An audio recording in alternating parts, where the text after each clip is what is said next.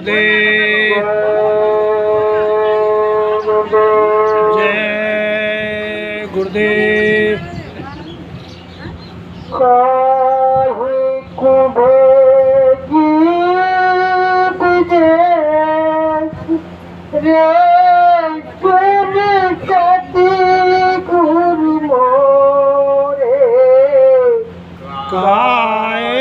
कुंभे जीव हम तारे सतगुरु तेरे गिरे कनक गैया। हम तारे सतगुरु तेरे गिरे कनक गैया। बोल होती खुल जाए रे सुन सती गुरु मेरे। काहे कुंभे जीव दे रे सुन सती गुरु मेरे। काहे कुंभे जीव दे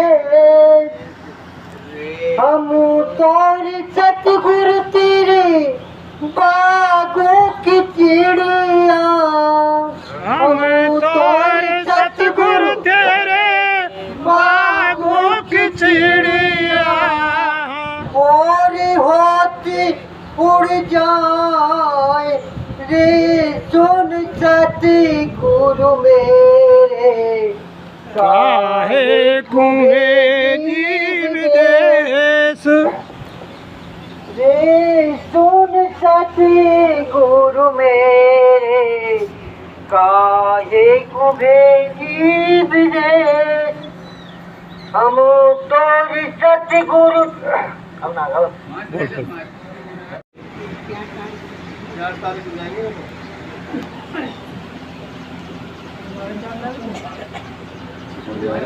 क्या है पहले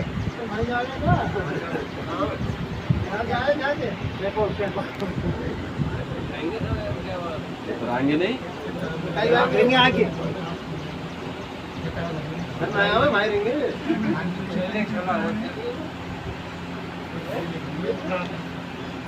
सभी धर्म प्रेमी भाई बहन जोर से बोलेंगे जय गुरुदेव जय गुरुदेव जय गुरुदेव। नाम किसका? प्रभु का पावन प्यारा नाम। जय गुरुदेव। कलयुग का कल्याणकारी नाम। जय गुरुदेव। विश्व में सुख शांति कौन लाएगा? जय गुरुदेव।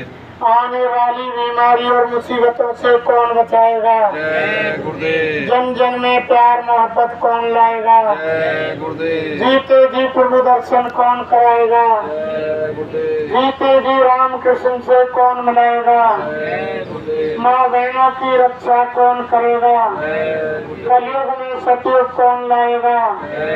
ये नाम नहीं इंसान का, नाम है भगवान का। ये काम नहीं इंसान का।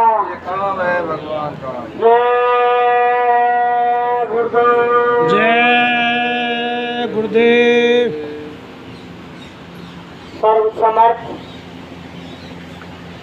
सर्वव्यापक मंचा से गुरु महाराज के चरण कमलों में कोटि कोटि बार नमन। पूजनीय वंदनीय पतातुल बुजुर्गों, दूर दराज से पधारे हुए धर्म प्रेमियों, गुरु भाई बहनों, सती सीता सावित्री की पावन भूमि पर पैदा होने वाली माता बहन देवियों, नौजवान साथियों, नन्हे मुन्ने बच्चे और बच्चियों, भीतर सभी को हमारा सादर जय गुरुदेव। आज बड़े सौभाग्य का दिन है कि मालिक की असीम दया से हम सभी धर्म प्रेमी गुरु महाराज के मुखारबिंद से निकले हुए अमृत वचनों को पुनः दोहराने और सुनने के लिए एक जगह इकट्ठे हुए। ऐसे मौके जीवन में धर्म प्रेमियों कभी कभार आते हैं। देखो प्रेमियों, हम हर बार बताते हैं कि ना हम कोई संत है, ना हम कोई महात्मा है, ना हम कोई ज्ञानी है, ना हम कोई विज्ञानी है, ना हम कोई विद्वान है, ना हम कोई वक्ता है। हम तो आप जैसे जिम्मेदार के बच्चे हैं। लेकिन जब हमारे गुरु महाराज ने आदेश दिया कि मेरा संदेश गांव-गांव, झोपड़ी झुग्गी, नगर कस्बा, शहर में जाकर के बोली वाली जनता को सुना दो कि भविष्य में समय खराब आ रहा है, बीमारियां आ रही हैं, मुसीबतें आ रही हैं, लड़ाई झगड़े आ रहे हैं, भूकंप आ रहे हैं, अकाल आ रहा है, वर्षा आ रही है, सूखा आ रहा है, अनेकों तरह की आपदाएं यानी चारों तरफ से आ रही हैं। तो गुरु महाराज ने कहा कि मेरा संदेश जाकर के जनता में बता दो कि बाबा जी का कहना है और शाकाहारी ये हमारे गुरु महाराज का संदेश है। सबसे पहला स्वामी महाराज ने कहा कि मेरा संदेश गांव गांव, झोपड़ी झोपड़ी जाकर के सुना दो। कोई खराब समय आने पर कोई ये ना कहे कि हमने यानी बाबा जी का संदेश नहीं सुना। अगर हम संदेश को सुन लेते तो हम भी शाकाहारी हो जाते और खराब समय में हमारी रक्षा हो जाती।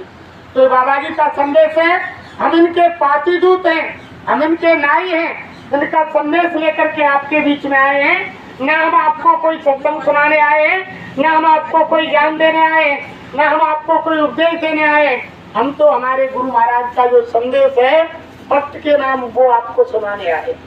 देखो धर्म प्रेमियों, जब जब समय बदलता है तो समय के अनुसार ही जब युग परिवर्तन होता है तो युग परिवर्तन के समय बदलता है, खान पीन बदलता है, उठना बैठना बदलता है, बोलना चालना बदलता है, रहना सहना बदलता है। हर युग की प्रक्रिया देखो तुम, हर युग में जो इस समय का वैभव है, जब युग परिवर्तन होता है तो उस समय उस युग का सारा वैभव यानी समाप्त हो जाता है जब दूसरा युग आता है। जैसे सतयुग में जब हिरण्याकश्यप पैदा हुआ, सतयुग समापन पर आ रहा था यानी त्रेता लगने वाला था, उस समय भक्त प्रहलाद हुए, हिरण्याकश्यप और हिरण्याक्ष हुए। तो उस समय भगवान ने हरि रूप में आकर के और जो सारा वैभव था वो समाप्त कर दिया त्रेता लगने से पहले। ऐसे ही जब राम रावण का युद्ध हुआ, उस समय जब त्रेता समाप्त हो रहा था तो उस समय का सारा वैभव खत्म हो गया।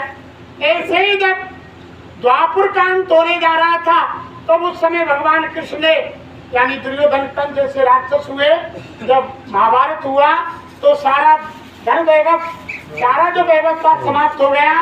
उसके बाद धरती पर कलयुग आया। जब कोई भी युग का बदलाव होता है तो मौसम का बदलाव देख लो। अभी अभी सर्दी गई और गर्मी आई, किसी भाई बहन को ये प्रचार नहीं करना पड़ा पूरे भारत में कि भाई तुम सर्दी निकल गई, रजाई रख दो, स्वेटर रख दो, जर्सी रख दो और यानी तुम गर्म पानी गर्म चीज खाना छोड़ दो। अब यानी गर्मी आ गई, कूलर पंखा निकाल लो और बाहर खाट ले लो, यानी चद्दर दरी इस्तेमाल कर लो। किसी को कोई प्रचार करना नहीं पड़ा। जैसे मौसम बदलता है, समय बदलता है, ऐसे ही उस समय की सारी चीज वो हटा दी जाती है और दूसरी क्रिया उस समय आती है प्रेम।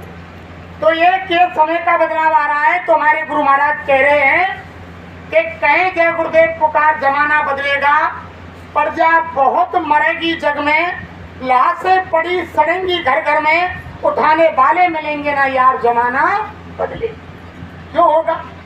कि अपने अपने यानी कर्म के कारण। हमारे गुरु महाराज ने बताया कि सतयुग के अंदर एक राक्षस हिरण्याकश्यप और हिरण्याक्ष हुए। उस समय एक भगवान को आना पड़ा और त्रेता के अंदर एक रावण हुआ तो एक राम को आना पड़ा। राम रावण का युद्ध मैदान में हुआ। ऐसे ही द्वापर के अंदर एक दुर्योधन और एक कंस हुआ, उनका युद्ध मैदान में हुआ। एक कृष्ण को आना पड़ा। अब हमारे गुरु महाराज कह रहे कि इस समय कलयुग के अंदर घर घर के अंदर रावण कंस की प्रवृत्ति पैदा हो। अब इतने राम और इतने कृष्ण कहाँ से आएंगे? तो हमारे गुरु महाराज ने कहा कि अब महाभारत आंगन आंगन में युद्ध होगा, अब मैदान में नहीं होगा। गुरु महाराज ने कहा कि राम रावण के युद्ध में 18 महीने लगे, लगातार 18 महीना राम रावण का युद्ध चला। महाभारत 18 दिन हुआ, गुरु महाराज ने कहा कि अब तो केवल 18 मिनट और 18 सेकंड का खेल है। क्यों कि प्रत्येक इंसान बारूद के ढेर पर खड़ा हुआ है। ऐसे ऐसे हथियार तैयार हो गए, एटम बम यानी परमाणु बम, अणु बम, कीटाणु बम, गैस के जहरीले बम के रिमोट को बटन दबाओ और देश के देश कोई हथियार उठाने की जरूरत नहीं है। तभी तो हमारे गुरु महाराज कह रहे हैं कि ऐसा परिवर्तन होगा। हमारे गुरु महाराज ने मन से कहा, अरे के बच्चे बच्चियों ऐसा परिवर्तन होगा कि जो लोगों के दिल दिमाग में नहीं है, रात को सोएंगे जब कुछ और सुबह जगेंगे जो बाकी बचेंगे वे देखेंगे तो कुछ। ऐसा परिवर्तन होगा अचानक कि लोग जगते ही कहेंगे कि ये क्या हो गया। जो सूरदास जी महाराज लिख गए कि रे मन धीरज क्यों ना धरे, सम्मत 2000 के ऊपर ऐसो योग करे, पूरब पश्चिम उत्तर दक्षिण 34 काल करे, अकाल मृत्यु जगमाई व्यापे प्रजा बहुत मरे।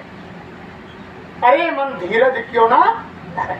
सूरदास जी कह रहे थे, अपने सूर सागर में लिख रहे थे और मन से कह रहे थे, अरे मन तू धीरज रख, धैर्य रख, ऐसा होगा।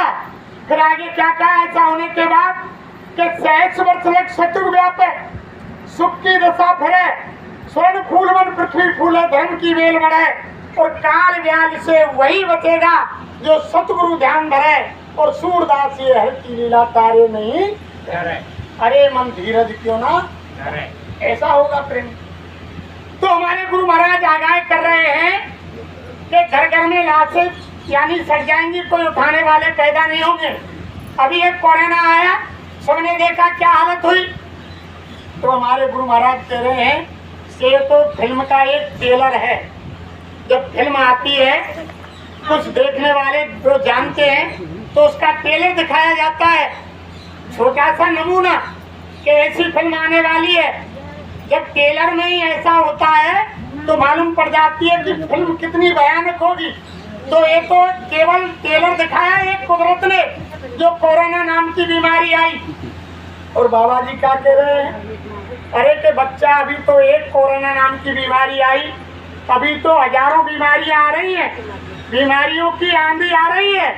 जब सबकी गाड़ी में आग लगेगी तो कौन किसकी बुझाएगा। अब तो इलाज करने वाले पैदा तो हो गए, लेकिन जब सबकी गाड़ी में आग लग जाएगी तो कौन यानी हिफाजत करेगा, कोई किसी की आग नहीं बुझाएगा। तो गुरु महाराज ने कहा उस समय केवल धर्म प्रेमियों, आपका रुपया पैसा सोना चांदी, गाड़ी घोड़ा बंगला मकान, बीवी बच्चे अड़ोसी पड़ोसी नाते रिश्तेदार, तुम कितना भी चिल्लाओ उस समय तुम्हारी कोई मदद नहीं करेगा। महात्मा कहते हैं कि उस समय केवल भगवान का भजन ही ढाल तलवार का काम करेगा और वही आपकी मदद करेगा, और कोई दूसरी चीज काम नहीं करता। ये हमारी रामायण कह रही है साहब कि देह धरे का फल ये भाई, भजऊ राम सब काम वे आई। यानी मनुष्य शरीर पाने का, यानी जो मालिक ने हमें ये मनुष्य शरीर दिया है इसका लक्ष्य यही है, देह धरने का कारण ही यही है कि सब काम को छोड़ करके परमात्मा का भजन करो, परमात्मा की भक्ति करो। यही काकभूषण का जब संवाद नीलगिरी पर्वत पर हुआ, वही बात यानी काकभूषण ने और गरुड़ से कहा कि निज अनुभव में कहूँ खगेशा, हर भजन न मिटे ही केरे कलेसा। यानी मैं मेरा निजी अनुभव कह रहा हूँ कि बिना भगवान के भजन के जिंदगी के जो कलेश हैं वो मिटने वाले नहीं है। हमारे गुरु महाराज कह रहे हैं अरे समय निकाल करके तुम भगवान का भजन कर लो। जब तुम घर में भजन करोगे सुख शांति आएगी, और यानी घर में समृद्धि आएगी, यानी बीमारी मुसीबत नहीं आएगी, तुम्हारी यानी फसल में अधिक पैदा होगी, यानी भजन से शांति मिलेगी, भजन से सुकून मिलेंगे, यानी भजन से सारी चीज आपको यानी मिलेगी, कोई चीज ऐसी नहीं रहेगी। ये भजन यानी यही बात शंकर भगवान ने कहा जब पार्वती ने भी पूछा कि हे देवों के देव महादेव, यानी दुनिया में सत्य क्या चीज है, तो उन्होंने भी यही बताया कि उमा कहूँ मैं अनुभव अपना, सत्य हरि भजन जगत सब सपना। के हे उमा हे भवानी, मैं मेरा निजी अनुभव कहता हूँ, संसार के अंदर केवल सत्य है तो वो भगवान का भजन सत्य है और सबकी सारी मिथ्या है। तो धर्म प्रेमियों, बाबा जय गुरुदेव जी महाराज तो आप और हम सबको बचाना चाहते हैं। वो संत दयालु होते हैं, वो यानी हर जीव को बचाना चाहते हैं। जितनी भी आत्माएं वो सब उनके यानी बच्चे हैं। हमारे गुरु महाराज ने हमसे कहा, यानी लाखों की भीड़ बैठी हुई थी आश्रम पर। गुरु महाराज ने कहा कि बच्चियों देखो, संसारी रूप से मेरे कोई औलाद संतान, मेरे कोई बच्चा बच्ची नहीं है, मैंने शादी नहीं की। गुरु महाराज ने कहा मेरे यानी संसारी दृष्टि से मेरे कोई बच्चा बच्ची नहीं है, लेकिन आध्यात्मिक ज्ञान दृष्टि से जितने बच्चे बच्चियां बैठे हैं सभी मेरे बच्चे हैं। और मैं जब किसी को दुखी देखता हूँ तो यानी मुझ पर तुम्हारा दुख सहन नहीं होता। यानी वो सतगुरु इतने दयालु होते हैं प्रेमियों, वो किसी के दुख को सहन नहीं कर सकते। यानी संत हमेशा यानी दूसरे के दुख को देख करके द्रवित होते हैं, वो दुखी होते हैं, और दूसरे को सुख को देख करके वो सुखी होते हैं संत। तो गुरु महाराज ने यही संदेश भेजा कि आप शाकाहारी हो जाओ और समय निकाल करके मालिक का ध्यान भजन कर लो। और यानी देखो, जिस दिन भी हमने बताया कि यानी भक्त का सतगुरु केवल एक होता है प्रेमियों, अनेक नहीं होते। तो रामायण में भी बताया कि सतगुरु मिले तो सब मिला, नहीं तो मिला न कोई। और मात पिता सुत बांधवा ये तो घर घर होए। यानी सतगुरु एक, गुरु बहुत तेरे। गुरु तो बहुत है, गुरु की कोई गिनती नहीं है। गुरु तो हर काम के हैं। अभी हम झारखंडी आए और हम रास्ता नहीं जानते, किसी से हमने पूछ लिया कि भैया हमें झारखंडी जाना है और मार साहब के घर जाना है, किसी भाई ने रास्ता बता दिया, वो भी हमारा गुरु है। तो गुरु की कोई गिनती नहीं है।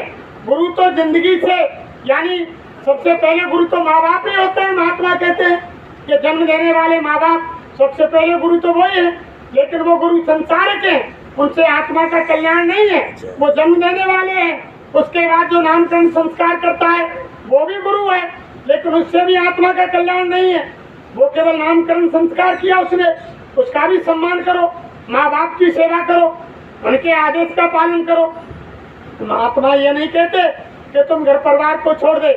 हमारे गुरु महाराज ने कभी किसी से नहीं कहा कि तुम तुम्हारे बीवी बच्चे छोड़ दो, घर परिवार छोड़ दो, लाल पीले धोरे कपड़े रंग लो, दाढ़ी बाल रखा लो।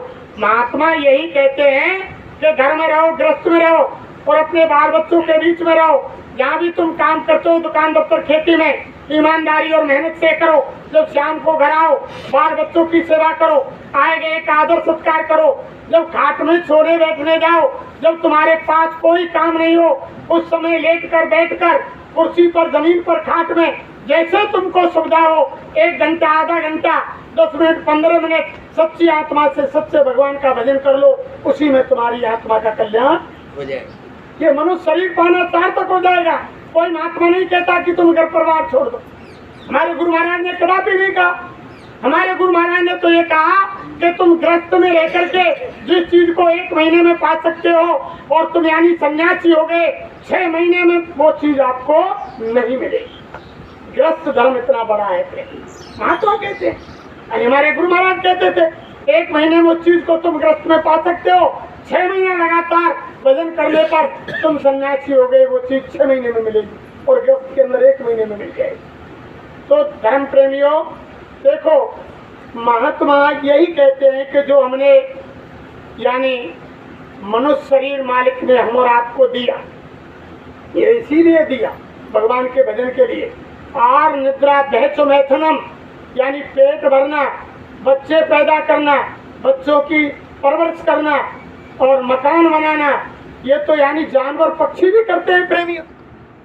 एक भैया चिड़िया होती है, कितना सुंदर घोंसला जंगल में पेड़ पर बनाती है, एक एक घास का तुनका ला करके, यानी बच्चा पैदा करने के लिए अंदर अलग, बाहर बैठने के लिए अलग, वो भी बच्चा पैदा करती है, दूर दूर से दाना लेकर के उनको चुग्गा देती है, उनकी परवरिश करती है। तो महात्मा कहते हैं कि जिस काम को पशु पक्षी जानवर कर रहे हैं, उसी काम को हम ये मनुष्य शरीर पाकर करें, तो यानी मनुष्य और जानवर पक्षी में फिर कोई अंतर नहीं। ये मनुष्य शरीर तो मालिक ने विशेष काम के लिए दिया है प्रेमी, भजन करने के लिए दिया है। ये गोल्डन चांस, ये सुनहरा मौका जो रामायण में गोसाई महाराज ने लिख दिया कि बड़े भाग्य मानुष तन पावा, सुर दुर्लभ सदग्रंथन गावा, साधन धाम मोक्ष कर द्वारा, और ये ना पाए परलोक समान। यानी ये तो देव दुर्लभ मनुष्य शरीर है प्रेमियों, ये देवताओं को दुर्लभ है। क्यों है कि देवता हमेशा उस मालिक से, भगवान से प्रार्थना करते हैं, विनती करते हैं कि हे मालिक, हे दयालु, तू दया करके हमें मनुष्य शरीर दे जिससे हम तेरे परम धाम को आए। देवताओं के अंदर वो पावर, वो शक्ति नहीं, वो यानी भगवान का दीदार दर्शन कर सके, देवता नहीं कर सकते प्रेमी। वो रास्ता केवल मनुष्य शरीर में है, लेकिन हम उल्टा कर रहे हैं, हम देवताओं को पूज रहे हैं, देवता मनुष्य को पूज रहा है। देवता तो जिस समय किसी भाई बहन की आत्मा, यानी जब सांसों की पूंजी खत्म हो जाती है, जब ऊपर के मंडल में जाती है आत्मा निकल करके, तो सब देवता फूल बरसाते हैं कि धन्य हो तुम आत्मा, मनुष्य शरीर में होकर के आई हो, हे मालिक तू हम पर दया कर, हमें भी मनुष्य शरीर दे जिससे हम तेरे धाम को आए। क्यों कि साधन धाम मोक्ष कर द्वारा, और ये ना पाए परलोक समारा। यानी भगवान से मिलने का जो दरवाजा है, वो रास्ता है, केवल वो मनुष्य मंदिर में है, देवताओं के पास वो भगवान से मिलने का रास्ता नहीं है। ये देव दुर्लभ शरीर है प्रेमी, और हम उल्टा कर रहे हैं, हम देवता के हाथ जोड़ रहे हैं, देवता भगवान से कह रहे हैं कि तू हमें मनुष्य शरीर दे, मनुष्य शरीर दे, वो मनुष्य शरीर मांग रहे हैं। तो यानी महात्मा समझाते हैं कि अब की बार आपको ये सुनहरा मौका मिला है, और यानी अपने गृहस्थी के दुकान दफ्तर के काम करते हुए समय निकाल करके आप भजन कर लो, आत्मा का कल्याण कर लो। अगर आपने यह सुनहरा मौका खो दिया तो ये फिर मनुष्य शरीर मिलने वाला नहीं। फिर आप 84 लाख योनियों में डाल दिए जाओगे, गधा घोड़ा मुर्गा सुअर भैंसा बकरा, यानी कीट पतंग बिल्ली सांप बिच्छू डेड़ू बना दिए जाओगे, और कर्मों की सजा भुगतते रहोगे, फिर ये मनुष्य शरीर नहीं मिलेगा। ये ऐसे नहीं मिलता है प्रेम। ये तो जो रामायण में लिख दिया, कबहू के कृपा कर नर देही, और ईश देत बिन हेत नर तन सम नहीं कबलो देही, और जीव चराचर याचत देही। इस मनुष्य शरीर के समान 84 लाख योनियों में कोई भी योनि नहीं है। सब चराचर जितने भी जीवात्मा हैं, सब मनुष्य शरीर की कामना करती है कि हे भगवान तू हमें मनुष्य शरीर दे। लेकिन एक तरफ रामायण में यह भी लिख दिया कि छित जल पावक गगन समीरा, और पंच रचित ये अधम। ये अधम इसलिए कहा गया कि जब तुमको ये मनुष्य शरीर मिल गया, तुम्हारे अंदर बुद्धि विवेक सारी चीज ज्ञान सब चीज मालिक ने दिया, सोचने विचारने की शक्ति दी। अगर तुमने मनुष्य शरीर पा करके और भगवान का भजन नहीं किया और ये मनुष्य जीवन बेकार व्यतीत कर दिया, तो इसके बराबर फिर कोई अधम ही नहीं। क्योंकि जब जानबूझते हुए भी तुम्हारे सामने खाई आ रही है और जानबूझ के तुम उसमें कूद रहे हो, मृत्यु नहीं होगी तो हाथ पैर तो टूटेंगे। जब तुम्हें मालूम है कि ये मनुष्य शरीर अमोलक है और ये फिर मिलने वाला नहीं है, और ये यानी अनर्थ कामों में लगा दिया, बेकार के झंझटों में इसकी सांसों की पूंजी खत्म कर दी, तो समझ लो फिर इससे अदम शरीर दूसरा कोई नहीं, फिर मिलने वाला नहीं प्रेम। तो महात्मा कहते हैं कि समय निकाल करके भजन कर लो। महात्माओं ने तो प्रेमियों इतना सुलभ कर दिया। हम आपने तो माँ के गर्भ के अंदर हिंदुओं मुसलमानों सिखों ईसाइयों, जो माँ के गर्भ से जिसने जन्म लिया, माँ के गर्भ में जो जीवात्मा आई, कोई कौम कोमेतो, कोई मजहब हो, कोई धर्म हो, कोई यानी ब्राह्मण क्षत्रिय वैश्य शूद्र कोई हो, सबने माँ के गर्भ के अंदर वादा किया कि हे मालिक इस काल कोटरी इस गोंड नरक से तू मुझे जल्दी बाहर निकाल।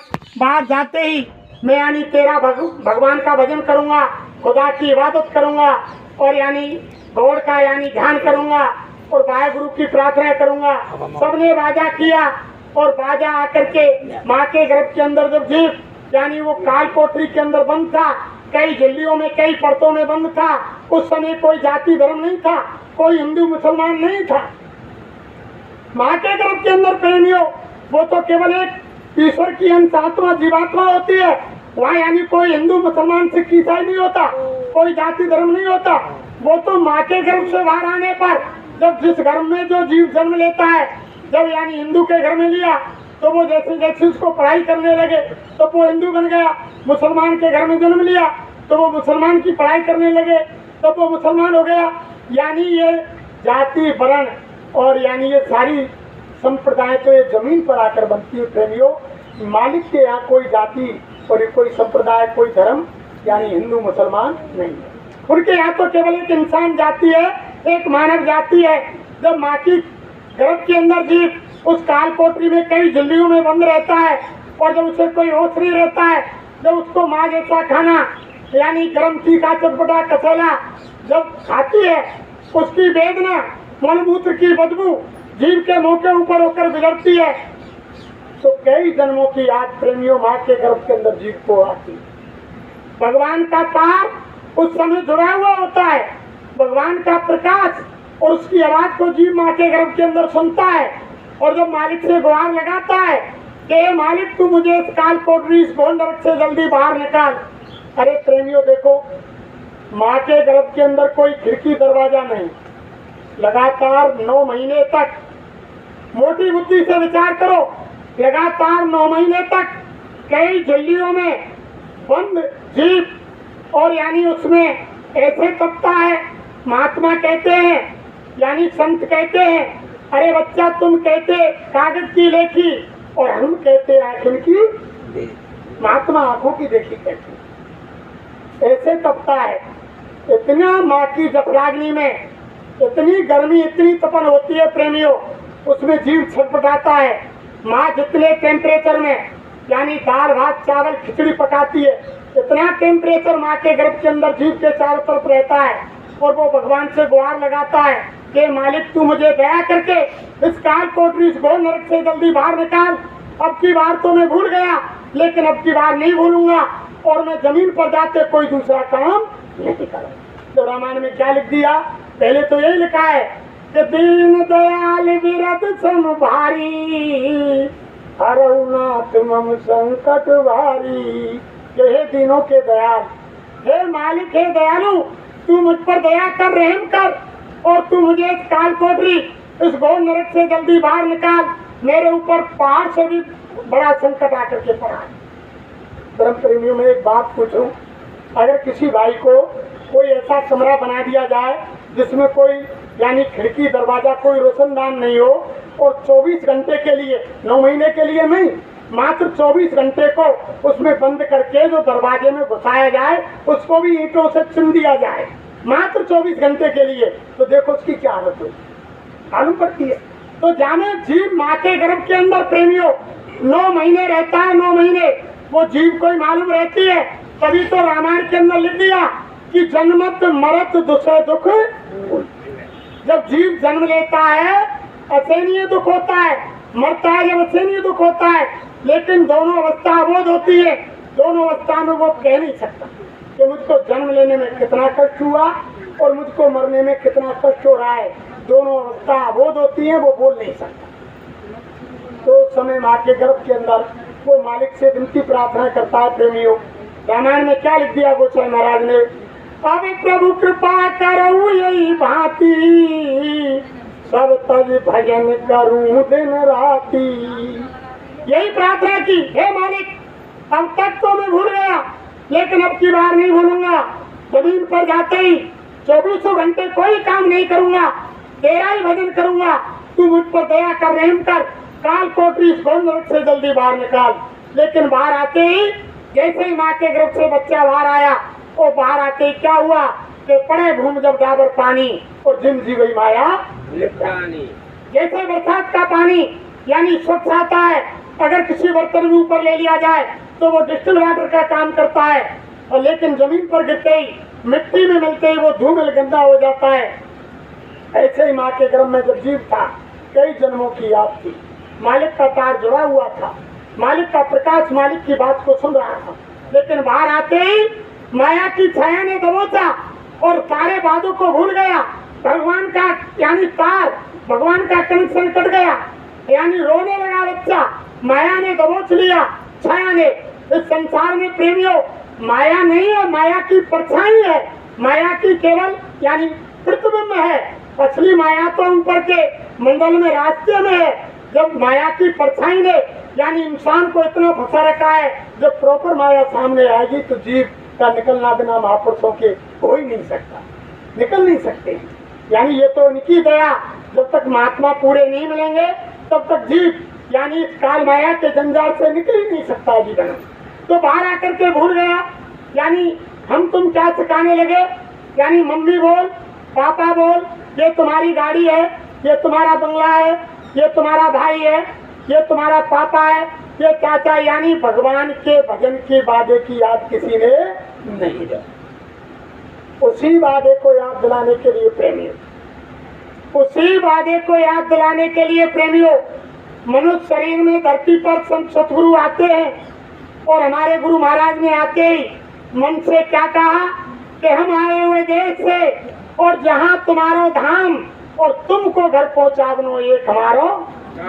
गुरु महाराज ने कहा, अरे बच्चा, हम एक काम लेकर के आए हैं, तुम्हें लेने के लिए आए हैं और तुम हमारे साथ चलो और हमारा कोई दूसरा काम नहीं, हम तुम्हें लेने आए, तुम हमारी बात को मान लो। जब तुम हमारी बात को मान लोगे और हम बताएंगे ऐसे भगवान का भजन करेंगे तो हम आपको हमारे धाम के लिए ले चलेंगे। लेकिन कोई बिरला ही मानता है। वो नारद जी के एक बार विष्णु भगवान से नारद ने जाके कही कि भगवान, या संसार में और तुम्हारे बड़े बड़े भक्त हैं और वे दुख पाए, तुम उनने बैकुंठ तुम्हारा बहुत खाली पड़ो, यहाँ में क्यों ना बुला लो। तो भगवान विष्णु बोले कि नारद जी, मैं किसको मना करता हूँ, कोई आना ही नहीं चाहता। नारद ने कहा कि ऐसा कौन होगा महाराज जो आपके बैकुंठ धाम को, संसार की गंदगी छोड़ के बैकुंठ धाम को नहीं आनो चाहे। अरे कि नारद, तू जा मृतलोक में और जो कोई पहला जीव तुझे मिल जाए उससे ही तू बात करके देख ले, भाई लिया तू कहूँ। और नारद बैकुंठ धाम से उतरकर यानी मृतलोक में आए तो सबसे पहले गांव में जैसे घुसे तो कीचड़ पड़ा हुआ था, तो सबसे पहला जीव एक सुअर ही मिल गया। यानी वो कीचड़ में मस्ती ले रहा था सुअर, अपने मुंह को घुसा करके। तब नारद ने कहा, अरे कि भैया सुन, कि तो बैकुंठ ले चलूं। कान की माँ का है भैया, अरे कि मैं बैकुंठ में आनंद ही आनंद है, वहाँ दुख नाम की कोई चीज नहीं है, वहाँ खुशबू कोई बदबू का नाम नहीं है, वहाँ बड़े बड़े आनंद, गलीचा, महल, तिवारे, वहाँ सारी चीज सुख सुविधा है। इसके भैया मैं ऐसा कीचड़ मिल जाएगा, मान के ऐसा तो नहीं मिलेगा भैया, तो भैया मैं नहीं जानता। तभी तो कहिए कि मन में मूर्ख और योनि में दुखी कोई नहीं। संसार के अंदर मन में मूर्ख कैसा भी मूर्ख हो, लेकिन वो मन में ये विचार नहीं करेगा कि मैं यानी मूर्ख हूँ, और योनि में दुखी कोई नहीं है। यानी एक खराब से खराब किसी योनि को देख लो और तुम उसको मारना चाहो, पकड़ना चाहो, वो अपनी जान बचाएगा, वो मरना नहीं चाहता कोई। तो यानी ये संसार है प्रेमी, यहाँ माया का चक्कर। तभी तो रामायण में लिख दिया कि मोह सकल व्याधन कर मूला और ताते उपजत मन बहु सूला। यानी मोह ऐसा बना दिया, यानी जीव से जीव का, जो संसार से जीव निकलना ही नहीं चाहता। सारी चीज, हर चीज के लिए जब महात्मा आते हैं तब समझाते हैं, जब लोग मान पाते नहीं। वैसे कोई सदा सतपुरुष संसार में नर्तन धर के आते हैं क्या, मगर दुनिया वाले कभी उन्हें पहचान पाते हैं, यानी लोग नहीं पहचानते। आज हम तुम भगवान राम के, कृष्ण के मंदिर बना के रात दिन ढोलक मजीरा बजा रहे, कीर्तन कर रहे हैं। भगवान राम और कृष्ण उस जमाने में ऐसे ही थोड़ी मान लिए, कोई ऐसे ही थोड़ी मान लिए कि चुपचाप ही मान लिए हुए। बहुत बड़ी, भगवान राम को 3 बार मरना पड़ा, भगवान कृष्ण को 2 बार मरना पड़ा। और यानी अगर भगवान को लोग उस समय भगवान मान जाते तो सारी अयोध्या वनवास के लिए चली जाती। जब हमारे भगवान राम ही बन के लिए जा रहे हैं तो हम अयोध्या में रहकर क्या करेंगे। यानी भगवान कृष्ण को मार मार के मथुरा से द्वारका भगा दिया मथुरा वालों ने। जब जरासंध से 17 बार लड़ाई हुई, 16 बार लड़ाई होने पर जब मथुरा, वृंदावन, गोकुल, नंदगाम बरसाने के लोगों ने कहा, जब 17वीं बार जरासंध चढ़ाई कर रहा था मथुरा पर, तब कृष्ण से बोले सब इकट्ठे होकर के लोग, नंदगाम, गोकुल, बरसानो, वृंदावन, मथुरा के योगेश्वर कृष्ण के भैया तेरे हाथ जोड़ दे, हम तो पे कोई दूसरा काम ना है सिवाय मरबो और मारबो। तो पे तो रात दिन मारनी, जनसंख्या हम मरवाने, लड़ाई करनी, तो पे कोई काम ना। तेरे हाथ जोड़ दे भैया, तू यहाँ मथुरा छोड़ के चलो जाए तो हम सुखी रह जाए। अब योगेश्वर बोले कि इन लोगों ने मुझे नहीं देखा। 17वीं बार जब जरासंध सामने आया, जरासंध के सामने से युद्ध नहीं किया, यानी 16 बार तो युद्ध किया योगेश्वर कृष्ण ने, जब सब राक्षसों को मार देते, जब जरासंध सामने आता तो भग जाते। क्यों भगते? लोग तो ये समझते थे कि कायर है, लेकिन कायर नहीं। भगवान जानते थे कि पूरे संसार में मुझे घूमना पड़ेगा राक्षसों को ढूंढने के लिए, और एक जरासंध सब राक्षसों को ढूंढ कर ले आता है और सबका मैं वध एक जगह कर देता हूँ। मुझे धर्म की स्थापना करनी है और भक्तों की रक्षा करनी है और राक्षसों का विनाश करना है। सहज में ये ढूंढ कर ले आता है, तो जरासंध को छोड़ देते थे। तो जब 17वीं बार युद्ध भी नहीं किया और बलदाव का हाथ पकड़ के और गुजरात में स्वराज के पहाड़ पर जाकर के योगेश्वर कृष्ण चढ़ गए साथियों के सहित। जरासंध ने पीछा किया, वहां जाकर के घेर लिया, दुनिया के राक्षस बुला लिए। गर्मी का समय था, पहाड़ में आग लगा दी, धू करके पहाड़ जल गो। अब पहाड़ जल गो, कुछ लोग मथुरा, वृंदावन, नंदगाम, गोकुल बरसाने के लोग पहाड़ से नीचे रह गए, ऊपर ना चढ़ पाए। कुछ हिम्मत वाले तो भगवान कृष्ण के साथ चढ़ गए, कुछ रह गए। जब जले गो, जब जरासंध उनके पास आओ कि भैया तुम कौन है, कहाँ से आए? कि हम तो भैया नंदगाम, गोकुल बरसाने के और मथुरा के। तुम कैसे आए? क्या छलिया के साथ है या चोर के साथ है? कि ना भैया हम तो वैसे आए, तमाशा देखने आए। तमाशा देखने आए तो वापस लौट दो। नंदगाम, गोकुल बरसाने के लोग वापस आकर कहा कि जरासंध ने स्वराज के पहाड़ में आग लगा दी और योगेश्वर कृष्ण और उनके साथी जल करके खाक हो गए। तेरे में मना ली गई। मथुरा, वृंदावन, गोकुल, नंदगाम, बरसाने में लोग रोज जीत कर बैठ गए और भगवान योगेश्वर कृष्ण योग माया से निकल करके साथियों को लेकर के पानी में द्वारका बसा दी। कई साल बाद लोगों ने मालूम पड़ी कि भगवान कृष्ण जीवित है। ऐसे ही थोड़ी मान ली है। काली दह में गए, काली दह में जिस समय गेंद फेंक गई तो काली दह में योगेश्वर चले गए तो लोगों में खलबली मच गई कि कालिया नाग कई योजन यानी परछाई से लोगों को जीव को खींच लेता है और योगेश्वर कृष्ण तो इसमें सीधा ही कूद गया, वो बचने ही वाला नहीं। लोग आगे धर्म को भागाए कि कृष्ण मारे हो गए। लेकिन जो विश्वासी थे, जिन्हें मालूम थे कि ये भगवान है, लीला खेल रहे हैं और ये धर्म की स्थापना करने के लिए, भक्तों की रक्षा के लिए, राक्षसों के विनाश के लिए धरती पर अवतार हुआ है, वे काली दह पर बैठे रहे। कई दिन कालिया नाग का और योगेश्वर कृष्ण का युद्ध काली दह में हुआ और कुछ लोग अविश्वासी भाग कर आ गए। लोग रोज के बैठ गए कि योगेश्वर कृष्ण मारे गए। तो कई दिन युद्ध चलने के बाद, कालिया को नाथने के बाद जब भगवान कृष्ण ऊपर आए, जब जयकारे लोगों ने दिए कि बोलो भगवान कृष्ण की जय, जब लौट के जनता आई कि वास्तव में भगवान है, तो कालिया नाथ के और वापस आए। ऐसे नहीं माना, यानी लक्ष्मण को शक्ति लगी। उस समय राम की प्रति लोगों का विश्वास खत्म हुआ। कोल व्हील बंदर भालू में खलबली मच गई जब राम ने भाई लक्ष्मण की यानी मूर्छित अवस्था को जंगा पर रखकर सुला लिया और कहने लगे कि भैया लक्ष्मण, अगर तुमने आंखें नहीं खोली और तुमने मुझसे नहीं बोले आप, तो मैं माँ सुमित्रा को क्या जवाब दूंगा? मैं बाजा करके आया हूँ कि माँ सुमित्रा, जैसे तुम्हारे बेटे लक्ष्मण को मैं ले जा रहा हूँ ऐसा ही तुम्हें ला करके वापस कर दूंगा।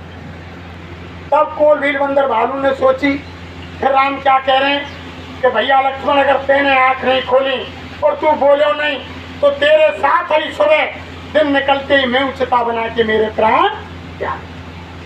अब कोल व्हील बंदर भालू बोले कि ये कोई भगवान ना है, यहाँ पर भैया के प्राण ना बच गए जब ये अपने भाई लक्ष्मण की यानी रक्षा नहीं कर सकता है और आप खुद कह रहा है मैं भी छिपा बना के प्राण त्याग दूंगा, तो भग चलो, सुबह ये मर जाएंगे और सब कोल व्हील बंदर भालू में बीन बीन के राक्षस खा जाएंगे। जो अविश्वासी थे, जिनको विश्वास नहीं था कि ये भगवान नहीं है, दुगलू थे, वो भटके कंदराओं में छुप गए। जो पक्के विश्वासी थे वो बैठे रहे। उन्होंने कहा कि ये भगवान है, ये खेल खेल रहे हैं, ये मानव लीला रच रहे हैं, ये इनका खेल है, ये कभी जाने वाले नहीं है, ये मरने वाले नहीं। जब हनुमान जी ने बीड़ा उठाया, संजीवनी लाए और यानी लक्ष्मण मूर्छा जगी, जब जयकारे रामादल में जब जय जयकार होने लगी, कोल व्हील बंदर भालू निकल के आए कि वास्तव में ही भगवान ही आप जिनको है वो चलो। फिर वापस आई। दूसरी बार नाग पांच में बांध लिया मेघनाथ ने लक्ष्मण और राम को। उस समय भी लोगों के धीरज के बांध टूट गए कि ये कोई भगवान नहीं है। जब अपने बंधन नहीं काट सकता तो ये दुनिया के बंधन क्या काटेगा? जो अपना नाक पात नहीं काट सकता, ये कोई भगवान नहीं है। उस समय भी हनुमान ने बीड़ा उठाया। यानी भगत हम तुम बनते हैं, लेकिन त्रेता का सच्चा भगत हनुमान और द्वापर का सच्चा भगत सुदामा। उनकी भक्ति को देखो। हम तुम क्या भक्ति करेंगे? भगत तो वे थे ज्ञानी, उन्होंने ये कर लिया कि अगर मेरे मालिक की रक्षा के लिए, सेवा के लिए मेरा ये जीवन भी समाप्त हो जाए तो भी मुझे कोई परवाह। ऐसी भक्ति की उन्होंने। तो देखो प्रेमियों, उस समय भी धीरज के बांध टूट गए और हनुमान ने बीड़ा उठाया और गरुड़ को लाए, नागपांच कटाया और गरुड़ को भी नागपांच काटने के लिए उन गरुड़ों में शंका आ गई उल्टी। कहीं के मोते तो शंकर भगवान ने और बन्ने सबन ने ये कही कि धरती पर मर्यादा पुरुषोत्तम राम भगवान का अवतार हुआ है और ये कैसे अवतार है? अगर मैं नहीं आता या के नागपांच या के बंधन में काट रहे तो सुबह दो भैया, ये कुछ नहीं है, कोई भगवान ना। तो जब रास्ता में आ रहे तो शंकर भगवान मिल गए। शंकर भगवान से यही बात यानी गरुड़ ने कही, तो शंकर भगवान ने क्या कही कि गरुड़ मिले मार्ग में मोही और कमन भात समझाऊं तो ही खग जाने खग की भाषा। तब शंकर भगवान ने कही कि गरुड़ तेने मोते तो कह दी है, पर यह बात आगे मत की, जो मैं जल्दी में हूँ, मैं तो क्या बताऊं, पक्षी की भाषा को पक्षी जानता है। तुम सीधे नीलगिरी पहाड़ पर चले जाओ, तुम्हारा संशय हुआ खत्म होगा। कछु काल की देव सत्संगा और तबई हो सब संशय गंगा। जब काग भूषण गरुड़ को संवाद मांगो, जब आपकी संशय खत्म भई है। नहीं, गरुड़ को संशय हो गई कि कोई भगवान ना आया तो नागपांच मैंने काटो। शंकर ने कही कि तू विष्णु तेरे ब्रह्मा ते मत की, जो मोते तो कह दी है। क्या बात है, निचक्कर पड़ जाएगा। भगवान है, वो अवतार है, वो लीला खेल रहे हैं। देखो दूसरी बार भी यही हुआ, सेना भग गई कंदरा में। जब नागपांच कट को जब निकल के आई कि भगवान है यार, जयकारे बोलने वो तो जिंदे है ये पीछे थे। तीसरी बार देखो राम यानी ए रावण पाताल को चोर के ले गो राम लक्ष्मण। जब तो और धीरज के बाद टूट गए, जब तो लोगों ने ये है गई कि ये कोई भगवान ना है, भगवान को चोरी था, भगवान ही चोर उठा लेंगे। भगवान कैसो जो सीधे चोर लेंगे, जब खुद की रक्षा ना हुई भगवान पर तो हमारी क्या रक्षा करेगा? उस समय भी धीरज के बाद टूटे। उस समय ये संसार मृतलोक है प्रेमियों, यहाँ मरे की पूजा होती है, जिंदे को नहीं पूजते हैं। जब धरती पर कोई शक्ति आती है, जब काम करके चली जाती है, उसके बाद लोग उसकी पूजा करते हैं। ये इस मृतलोक का उसूल है। अरे तुम गृहस्थ जीवन की चर्चा देख रहे हो, पहले उन्होंने बताई, बाहर की बातें छोड़ो। हमारे माँ बाप गुजर गए जाएंगे, खाट में कट्टी पेशाब कर देंगे, गंदगी मुझको उछाड़ देंगे। हमने ऐसे ऐसे देखे कि बेटा बाप को पीटते हुए हमारी आंखों से, यानी जब गंदगी कर दी वो भाई सोदी नहीं है। वो कहते हैं एक उसमें आती है पानी में कि बुढ़ापा बहुधा बचपन का पुनरागमन होता है। जब बुढ़ापा आ जाए इंसान है तो बचपन का पुनरागमन होता है, उसे होश नहीं रहता है, ना शरीर को होश रहे कि मैं कहाँ टट्टी कर रहा हूँ, कहाँ पेशाब कर रहा हूँ, या खा लियो या कुछ कर लियो, मैं किससे क्या कह रहा हूँ, किसी को पकड़ लिया क्या कर दिया। तो उस समय यानी हम सेवा नहीं कर सकते। एक गिलास पानी बाप मांग रहा हो, हलवा को मन कर रहा हो हलवा नहीं दे सकते, कोई मीठे को मन कर रहा हो कह देंगे छोरी छोरान को तो ना तो कहाँ पे आ गया बूढ़े का। और जब दुनिया से चले जाए, जब महात्मा क्या कहते हैं, हमारे गुरु महाराज ने क्या कहा कि जिंदे पे तो राखी दंगम गंगा और मरे पे पहुंचाओ गंगा, और जिंदे को घुर की डरी ना दिखाई और मरे पे नौमन खान। ये संसार का असूल है प्रेमियों। फिर क्या हुआ, जिंदे को तो उसको यानी समय से पानी नहीं दिया, समय से भोजन नहीं दिया, समय से कपड़े नहीं बदले, समय से स्नान नहीं कराया, समय से उसके लिए यानी बिस्तर नहीं लगाया, समय से सेवा नहीं की बुजुर्ग माँ बाप की। और लेकिन जब दुनिया से चले गए और जब पिताजी की, दादा की, अम्मा की, दादी की, बाबा की तस्वीर बन गई और दीवार से लग गई, आलमारी में रख गई। फिर परिवार क्या करो, सुबह ही सब घर के नहाए, कौन ही हमारे बाबा की, दादा की तस्वीर है, सब परिवार नहाओ, 10 अगरबत्ती लगाई, घुमाई, सब लंबले ठेके और डंडोती दे रहे तस्वीर को कि हमारे दादा की फोटो है, क्या को नमन करो। अरे भाई जिंदे को तो तुमने कुछ किया नहीं, अब फोटो से क्या। ये संसार का उसूल है प्रेमियों, ये संसार का उसूल है। ये संसार में ऐसा हो रहा है और महात्मा कहते हैं कि जीते जी का सारा मेला शान और ये शौकत है, जीते जी के रंग महल है और जीते जी की रौनक है। ना कुछ लेकर आया तू और ना कुछ लेकर जाएगा, ये तो यानी जीते जी का खेल है प्रेमी, मरने के बाद कुछ नहीं। जीते जो कुछ कर लेंगे हम, वही खेल है सारा, मरने के बाद कुछ नहीं होता है प्रेमी। जब जीते जी हमारे हाथ से जो कुछ भी करेंगे वही होगा। जीते जी हम दान कर लेंगे, पुण्य कर लेंगे, अच्छा कहेंगे, हर चीज का 10 गुना मिलता है प्रेमियों। अगर तुम्हारी जबान से गाली निकालोगे तो वो परमात्मा के खाते में फीड हो गई, उसका 10 गुना तुम्हें मिलेगा। गाली का क्या मिलेगा? दंड 10 गुना। और अच्छी बात निकाली उसका भी 10 गुना मिलेगा। हर चीज का यानी वो तो बढ़ के मिलता है मालिक के यहाँ।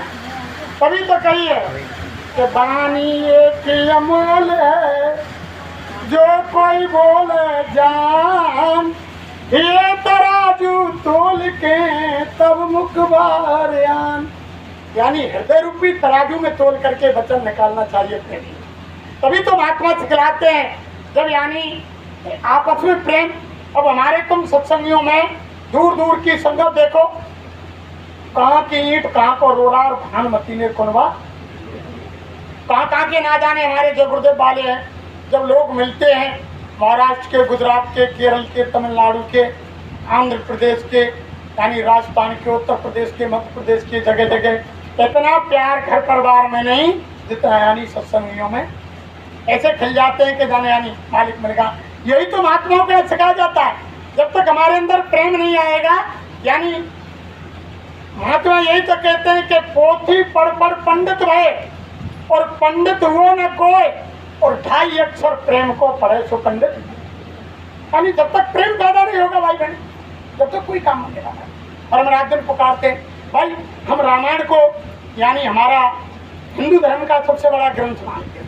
रामायण को मानते हैं, हमारा गीता को मानते हैं, भागवत को मानते हैं, लेकिन जो गीता रामायण और भागवत कह रही है उसकी उनने तो माने, लेकिन वे कह रही है बिन बातन ने।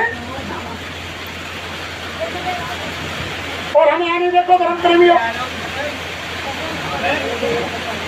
हम यानी कहते हैं हम राम के भगत हैं, हम राम के पुजारी हैं, हम कृष्ण के पुजारी हैं, हम देवी के पुजारी हैं। अरे महात्मा कहते हैं कि ना तुम राम के पुजारी हैं, ना तुम यानी देवी के पुजारी हैं, ना तुम कृष्ण के पुजारी हैं, ना बौद्ध के पुजारी हैं, ना महावीर के पुजारी हैं। अरे तुम सबके सब संसार वाले मन के पुजारी हैं, सब मन के पुजारी हैं। मन कह रो बात कर रहे हैं, यानी हमारे मन में आ रही है बात कर रहे हैं हम, सब मन के पुजारी हैं, सब मन का कहना मान रहे हैं। लेकिन देखो प्रेमियों, राजन रामायण क्या कह रही है? धर्म न दूसर सत्य समाना, आगम में गम पुराण बखाना। यानी सत्य बोलने के समान कोई दूसरा धर्म नहीं है।